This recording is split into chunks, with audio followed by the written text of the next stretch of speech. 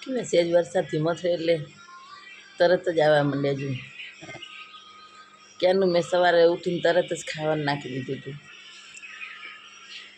એટલે એ લોકો શાંતિથી એમનો ઉઠેવા તરત આવીને ખાઈ શકે.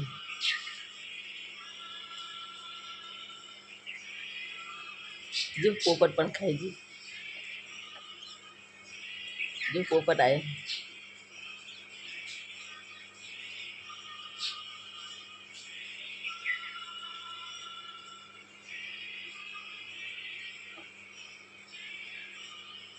આપણી એક નાનકડી કોશિશથી કેટલા જીવને ખાવાનું મળી શકે એ મહત્ત્વની વાત છે.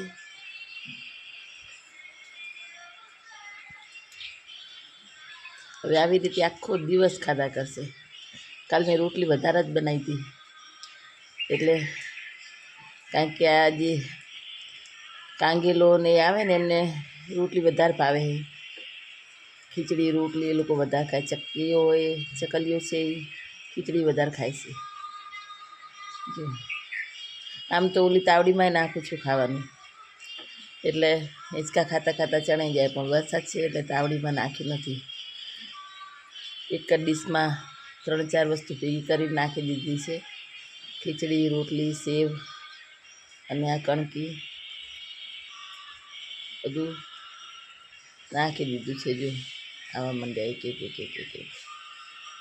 લઈને એમનો ભાગ લઈને જતા રહેશે. વળી થોડી વાર રહેશે એટલે આવશે. તો આ રીતે અત્યારે ચોમાસું છે એટલે આ પક્ષીઓને ચણવાનું લેવા બહુ દૂર સુધી ના જવું પડે, એટલે આપણે પણ આપણા આંગણે નાનો એવો આવો પ્રયાસ કરી શકીએ કે આપણી આજુબાજુ જે પક્ષીઓ રહેતા હોય ઝાડ ઉપર, એમને ખાવાનું મળી રહે.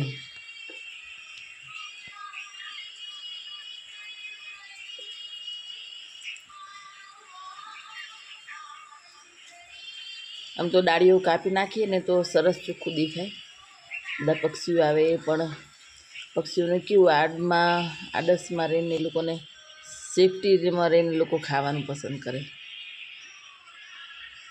એટલે આ ઝાડને એવું હોય તો એમને પ્રકૃતિનું સાનિધ્ય લાગે.